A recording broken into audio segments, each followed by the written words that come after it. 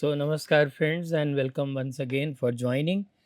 While last few classes were devoted to the discussion of V.S. Naipaul, one of the seminal figures of Indian diaspora, in this particular class, I intend to talk about a very important novel by another writer. Her name is Kamala Markandaya. Kamala Markandaya, otherwise, is very well known in Indian writing in English. Uh, and while going through her novels, I found that her novel, The Nowhere Man, comes very close to our discussion and is very, very important as far as diasporic experience is concerned.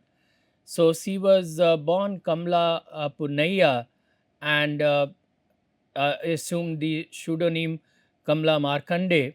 She was born on 23rd of June 1924 and left for her heavenly abode on 16th May 2004. So had comparatively a very fulfilling long life and was a British Indian novelist. In that, she moved to Britain and wrote her novels there. If you talk about her major contributions, her best known novel has been Nectar in a Sieve, uh, which is the story of a rural woman called Rukmani and her family as they struggle with poverty, hardship, and survival in a changing world.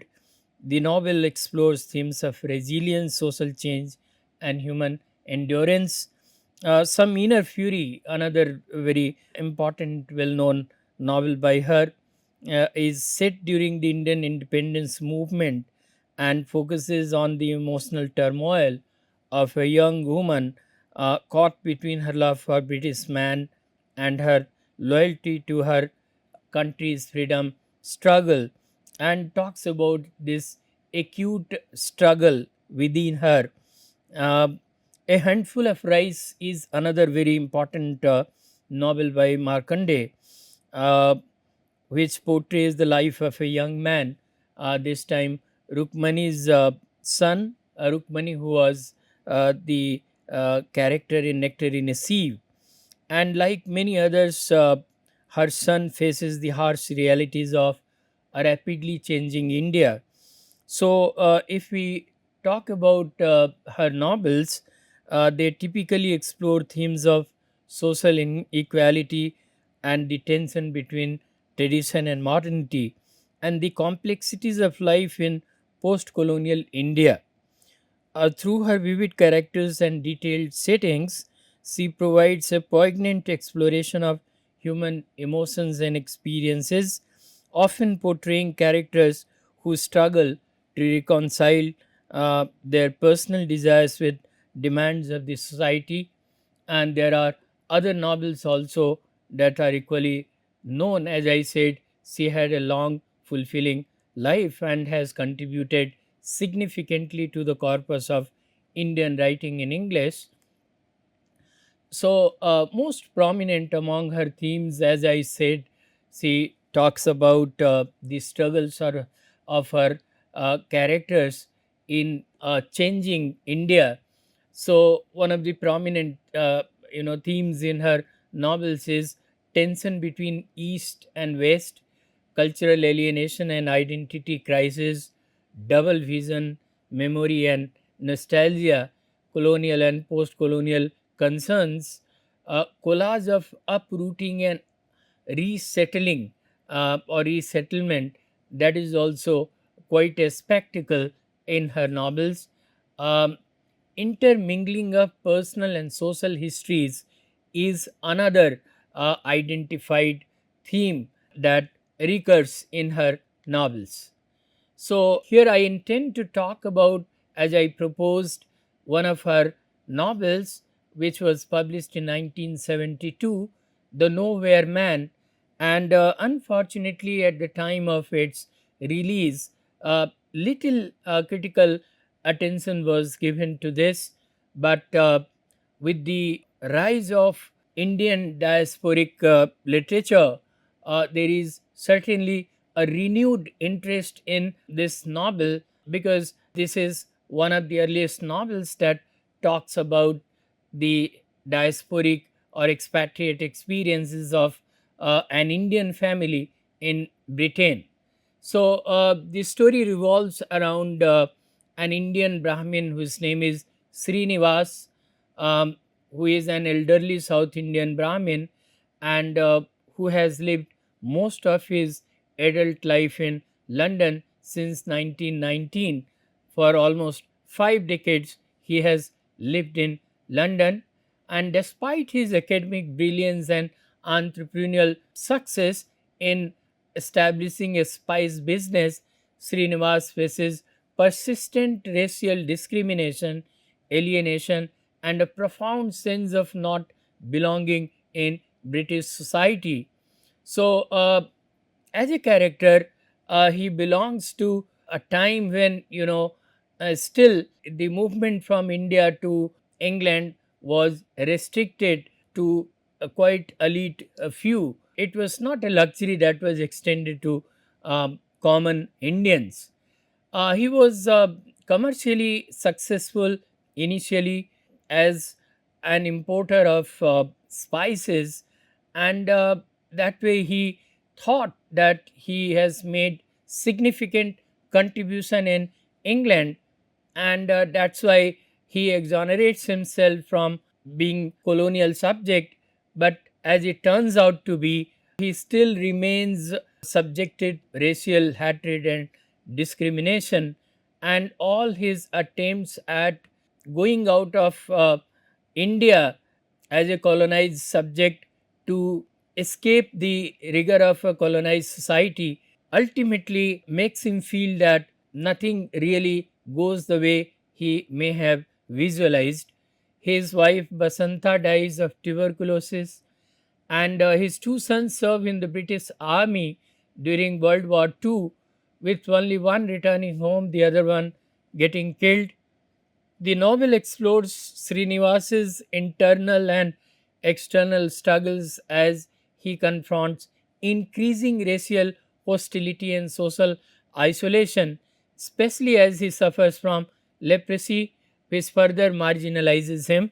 So, his relationship with Mrs. Pickering, an impoverished English divorcee, becomes a rare source of companionship and mutual understanding, transcending cultural and racial barriers through mature friendship and compassion. And this comes as, the only respite from his feelings of otherness in an otherwise racially divided society. However, this is also not successful in the sense his neighbors protest against this intimacy between the two, and so they had struggles at that front as well. The novel also contrasts Srinivas's traditional patient endurance with the younger generation's more assertive and integrated attitudes embodied by his son Lakshman. So we find um, even the intergenerational conflict, and how the first generation diasporic and the second generation diasporic respond differently to their migration.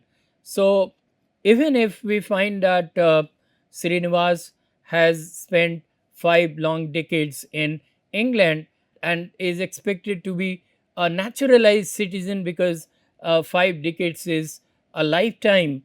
Nonetheless, we find that he is not as assimilated as his son Lakshman, the younger son Lakshman, uh, who scoffs at him for being traditional, conservative, and pro India, when he himself uh, believes that he is assimilated and is apparently more English than his father. So, delving into the psychological impact of displacement, The Nowhere Man is a powerful exploration of alienation, cultural estrangement, and the human need for connection amid social and racial divisions. And through the life of Srinivas, we look at the plight of a diasporic subject, that a diasporic subject belongs nowhere and ultimately ends up becoming a nowhere man who does not belong either to his own place of birth or the place of adoption. If we look at the themes in this novel, as I said, Kamala Markandaya as a novelist has always been trying to, look at the East West confrontation and cultural conflict as one of her favorite areas of exploration. In that, in most of her novels, we find that there is a face off between colonizers and the colonized, and partly we find that both of them try to come closer but still cannot really enter into a relationship that is seamless, because there is something that always keeps them apart, although they make honest efforts to come closer. And that itself is evident. The power dynamics always works in human relationships as well. So the experiences of Srinivas, the nowhere man, occur against the background of intercultural conflict in the social situation in England.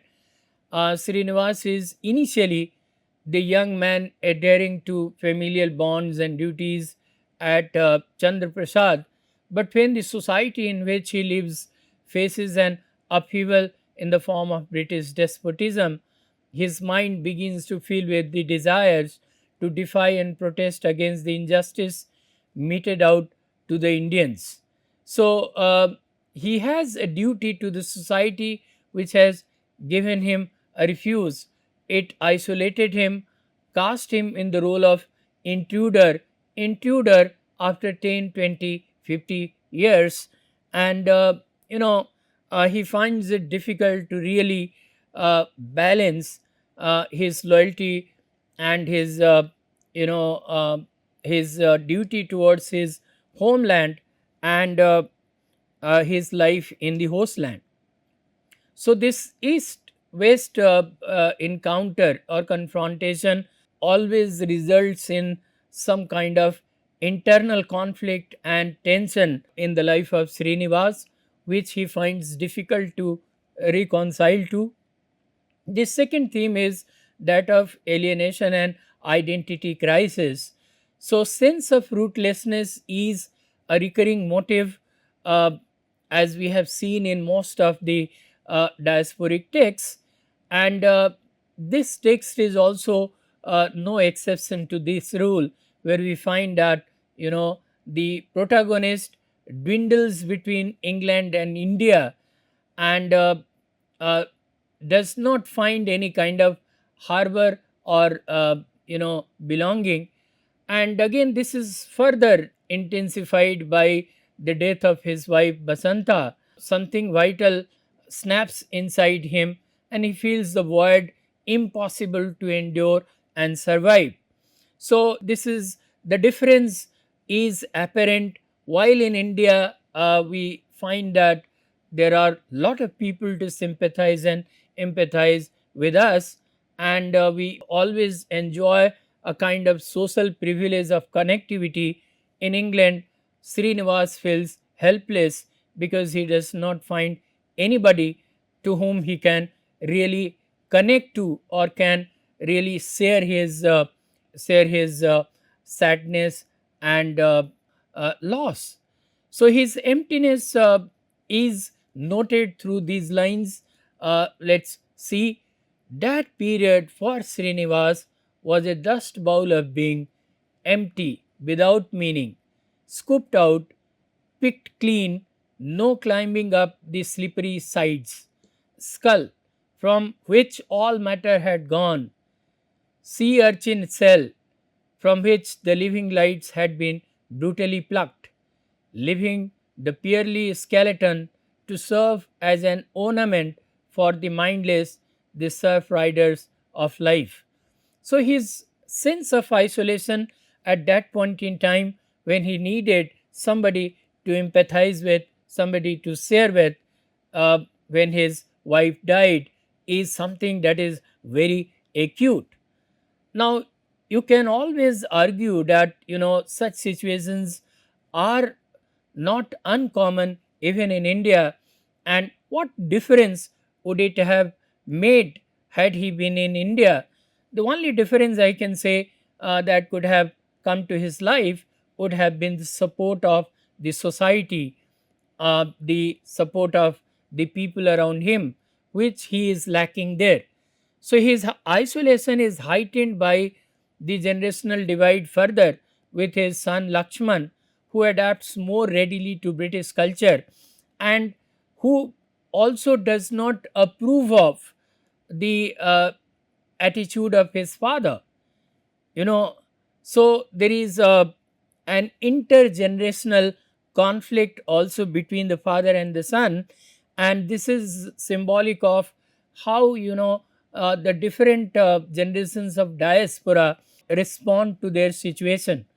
We have always seen that the first generation diasporic people have their unflinching loyalty towards their own nation and culture, since they spent their formative years back in India before moving to the other country.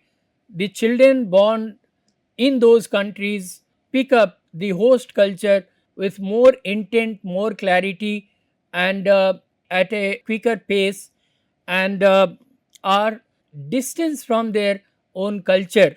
And obviously, they apparently look much more assimilated, much more at ease in the host culture compared to their first generation parents.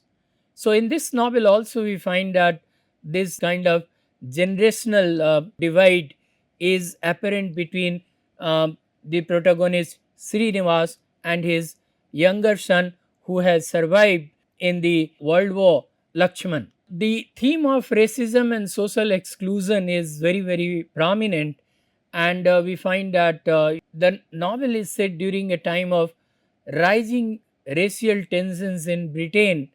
Politicians like Powell,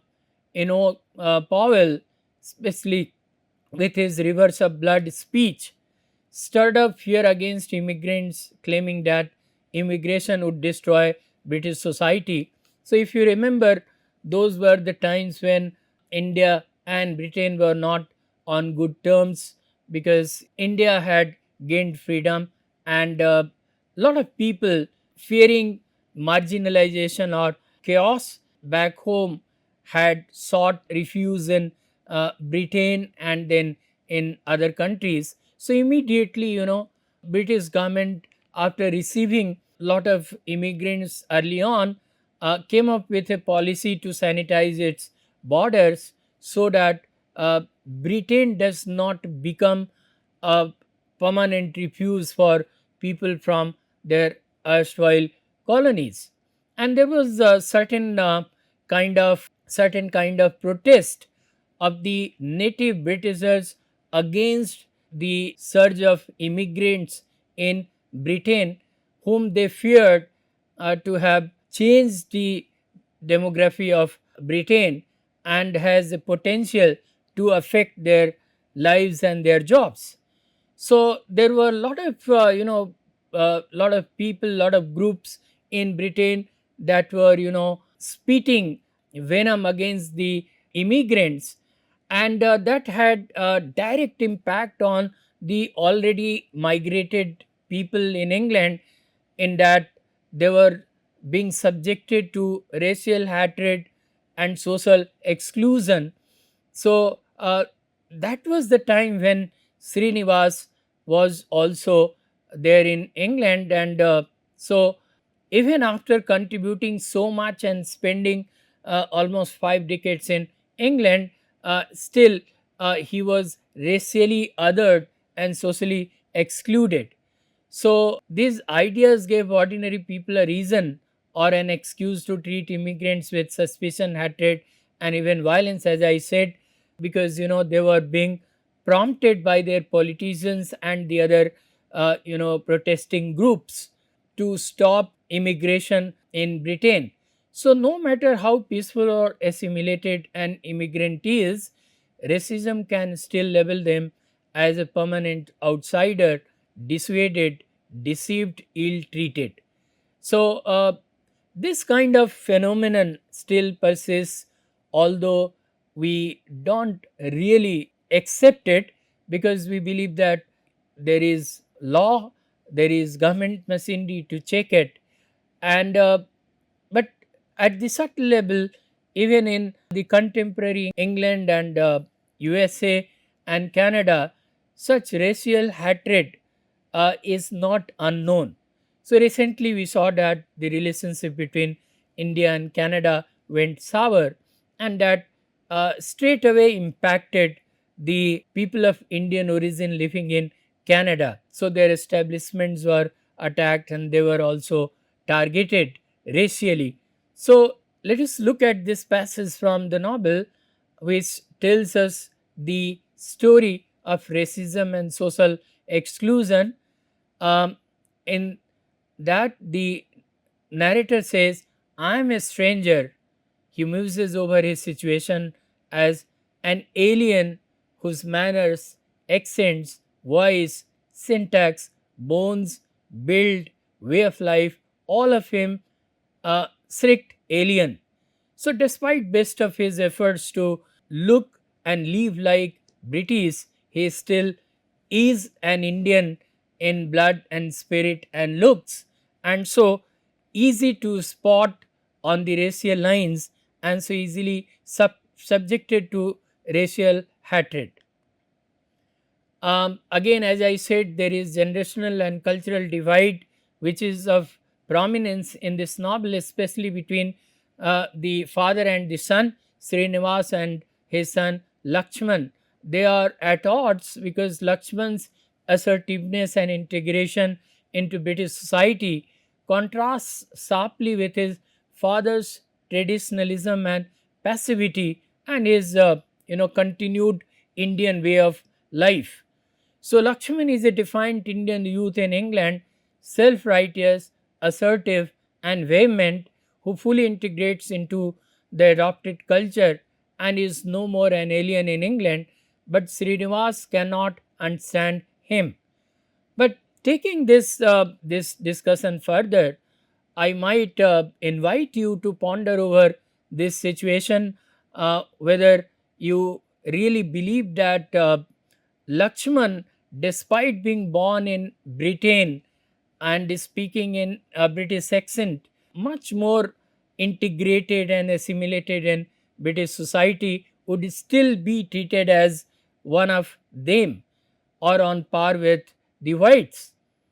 I doubt this because maybe he is much more assimilated compared to his father, uh, who was born in India, and for him, the English itself is different from the natives, while son being born in Britain picks up all their mannerisms and the language firsthand, and so looks much more natural.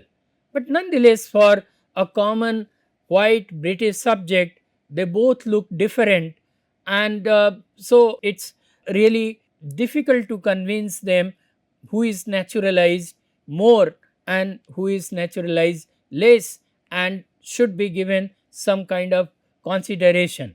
So, responsibility and the human condition, they are the other subjects that have been dealt with in this novel. Like, destruction of humanity is like leprosy, it is contagious and repulsive. It is the result of abdication of responsibility.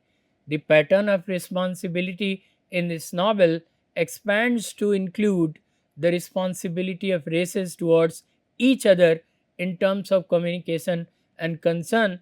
So, observe Siddhar and Agnihotri, and the novel puts forth the possibility of an intercultural meeting point, especially in the relationship where the basis of friendship is deep human empathy and compassion, as we find happening between Srinivas and Mrs. Pickering. But then, such intercultural meeting points are so rare although they are desirable, uh, idealistic propositions, in the real life they don't really work out, where the society is divided on the racial lines. So Srinivas realizes his responsibilities to Mrs. Pickering, in whose care he places himself. In the warmth of human commitment, he matures from the initial belief that he can be isolated from imperialism itself by moving away from his motherland. His expanded consciousness underscores social responsibility.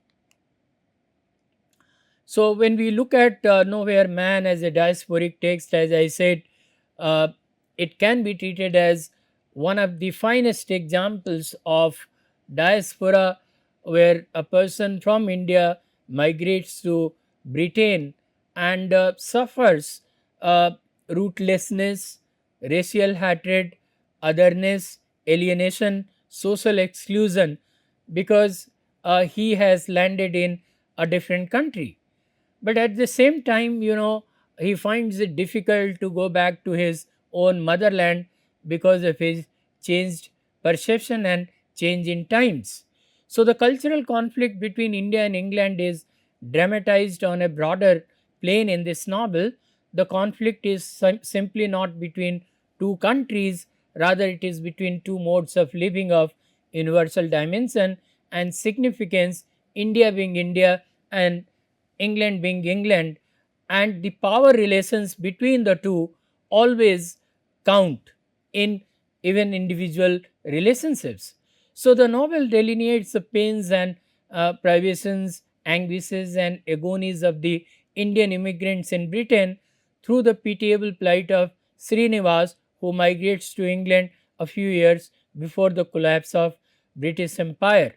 So Srinivas turns out to be a specimen of those Indians who made it to England in a hope that they will be accepted in their society, but faced racial hatred and otherness, and their effort at integrating with them was not possible, because right since the beginning they were always conscious that they are one of the colonized subjects, not the colonial masters, and that kind of power dynamics will always operate whenever they come together.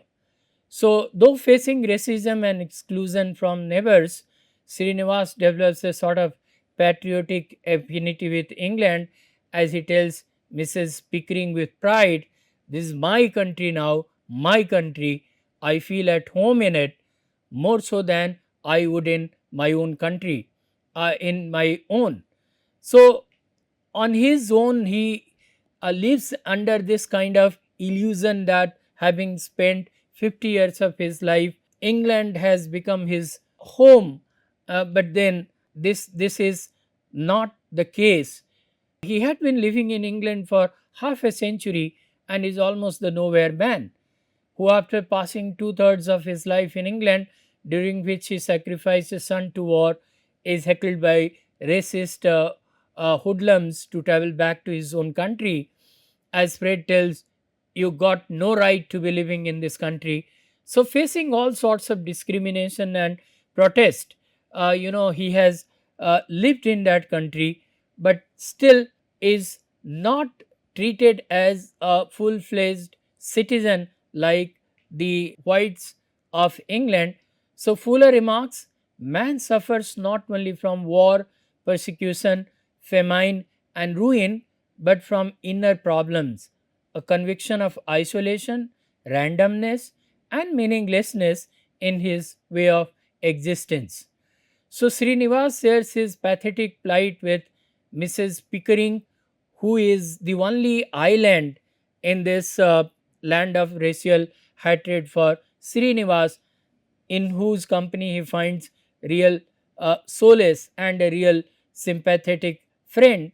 So he tells her, "It is time, when one is made to feel unwanted and liable as a leper, to be ostracized further, perhaps beyond the limit one can reasonably expect of oneself.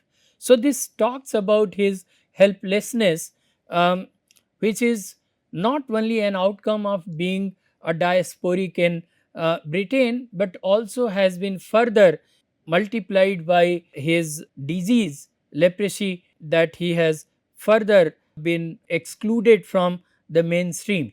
Srinivas ponders over his pathetic plight. Again, he says, I have been transformed into a stranger. The West, in fact, has reduced him to a nowhere man. Now he realizes that he has nowhere to go if he leaves England. He feels miserable and agonized in the harsh and hostile environment of England, but still, given his given his changed sensibility and circumstances, he is equally apprehensive to go back to India, where he has no place now, because he may not be known by people. Srinivas and Basanta identified themselves as Indian, and even after years never think as Londoner. Yet identity is not something simply inherited, it is also transmitted culturally, and both identify themselves with adopted culture in which they grew up instead of the inherited one. Why? Because they are the first generation diasporic, and I told you earlier as well that the first generation diasporic, having spent their transformative years in their home country, you know, they always have their loyalties more towards their home country than their host country, and there is something which always stops them from ushering into uh, the new culture. And that is the reason, the first generation diasporic, Srinivas and Basanta, who always try to strike a balance between their Indian past and the British present, still failed to do that miserably, um, comparing to their son Lakshman, who seeks a whole merger with the British society as adjunct and essential to his living, and he resolves to belong to the country in which he was born and lived and labored. So I quote German, who has an observation on this novel, says, he has always regarded England as a heaven of tolerance and sanity. My country, he calls it. I feel at home in it more so than I would in my own. This is how things, but eventually the ambient threat turns palpable, and he begins to hear of a new gospel, a gospel he had not heard since those echoes from Germany before the war. He recalled them now, almost phrase by phrase, presenting hate as a permissible emotion for decent German people. Not only permissible, but laudable, and more than that, an obligatory emotion which they summoned up subtly and starkly from a reading of a checklist or charge sheet of the differences between men, their customs and observations, their sexual, religious, and pecuniary habits, sparing nothing as they pipped and probed neither bed nor bathroom nor a tabernacle, citing in the end, without shame, the shape and size of their noses, lips, balls, skulls, and the pigment of their skin. So finally, we find that although they spend a lifetime in England, they still remain other, and at the same time, their sensibilities have altered so much that they don't uh, find it possible for them to go back to their country of origin either. And ultimately, we find that Srinivas, the chief protagonist, finds himself nowhere. So he is a perfect example of an expatriate with an expatriate sensibility. Expatriates are those people who continue to value their ex life, expatriate, that is their former roots. And while this kind of an attitude keeps them glued to their home conditions and traditions and cultures. um, you know this does not really allow them to user into the new opportunities in country of adoption. And so as such it causes lot of turmoil, tension and inner conflict in their lives, because they always try to strike a balance between a world that is lost and a world that is um, yet to be fully realized. So Srinivas ultimately ends up nowhere. The country in which he was born and moved from now is as alien to him as the country of adoption, Britain, where he has spent 50 long years, ultimately to realize that all his false belief that he belongs to Britain because he has been living there for so long, they all ultimately come to nothing. And ultimately, he comes to the realization that, like many diasporic subjects, he has no fixed identity or fixed home and is subjected to social exclusion, racial hatred, and acute sense of alienation. So, friends, this is the text that I wanted to discuss because it so powerfully and intensely talks about the experiences of diasporic subject in the form of Srinivas, and also deals with one of the prominent themes of diasporic texts, the impossibility of really finding any roots and a permanent sense of deracination or rootlessness that governs the lives of uh, diasporic people. So these are the references, and thank you very much, friends. In the next class, we'll again discuss another novelist, a very important novelist of Indian diaspora. As I told you earlier, when we talk about Indian diaspora, we not only talk about the present crop of people who have migrated from India, but it also includes the people of Indian origin who have been living elsewhere. The next writer that we are going to talk about is one of the strongest diasporic voices of India, uh, Salman Rushdie. So please join me for the next class. We'll talk about Salman Rushdie in the next class. Thank you very much. Thank you.